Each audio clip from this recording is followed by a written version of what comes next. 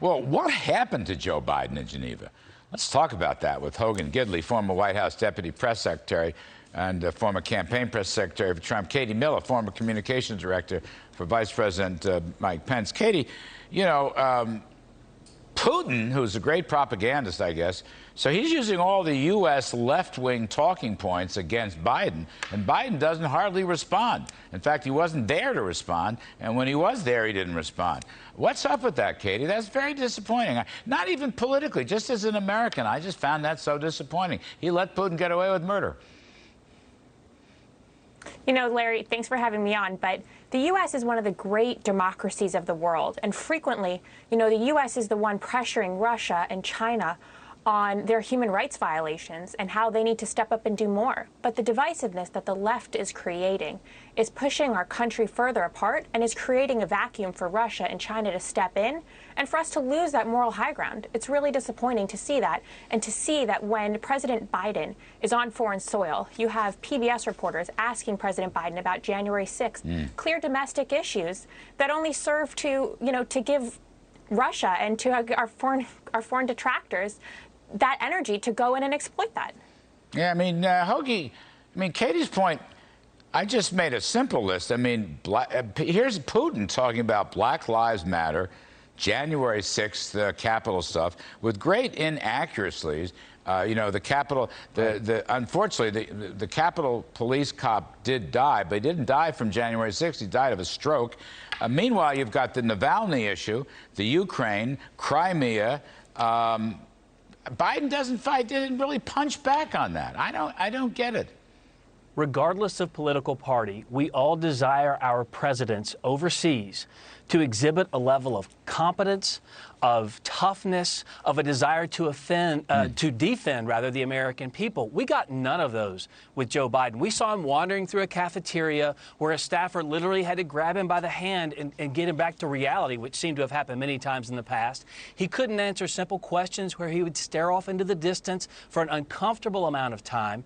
And to top it all off, he got angry at an American reporter for asking a simple, obvious question, instead of putting his anger where it belonged, at Vladimir Putin for Russia's maligned behavior. We got no agreement on Ukraine, as you mentioned, no agreement on Crimea, no agreement to return our hostages, and no agreement for Russia to stop their cyber attacks. Larry, it is not unique for newly elected presidents to get tested on the international stage. What is unique is how many times Joe Biden has failed those tests. Well, the American people deserve more, and they're just not getting it. It's just disappointing. And, I don't care which party. I mean, Katie, to your point, we want to be proud of our democracy. We want to be proud of America.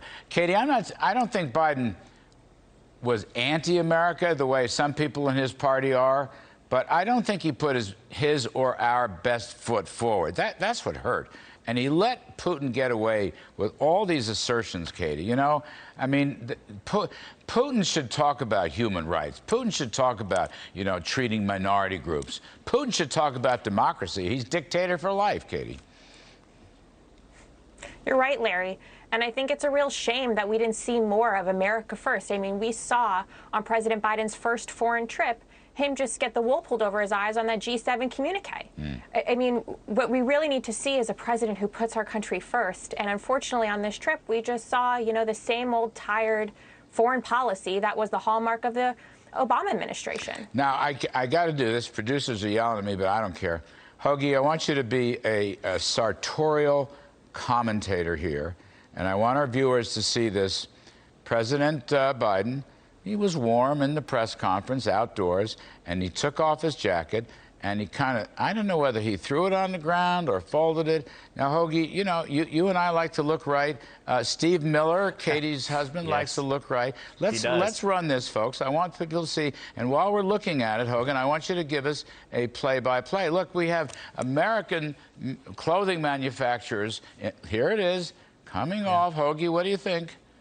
It's not good. You're the president of the United States. How many times did Donald Trump stand outside in the searing heat for multiple hours at a time wearing a jacket because you're representing America. Now, and he this does, was just a failure. Puts it on the ground, too? Right. He begins to fold it, but it winds up on the ground. Now, I'm concerned. Yeah, now let's watch that. We can't see the label. There is a label in there. I hope it's an American-made suit.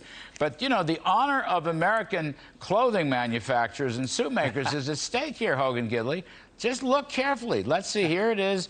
It's a fold. And then just go away. It's a fold on the ground kind of thing. Well, Neither you nor Stephen Miller would ever dream of doing something like that. No question about it. You know, you're right, or whoever said it, Katie's right. Donald Trump would stand there. Look, we all had to stand there in back-breaking heat, sometimes in the Rose Garden for some of those things, sweating like all get out while we announced good economic news or something, and we all kept our jackets. You're right. That's just the difference, I suppose. Katie Miller, thank you very much. Hogan Gidley, Katie, what were you going to say about Joe Biden and his suit? Oh, come on.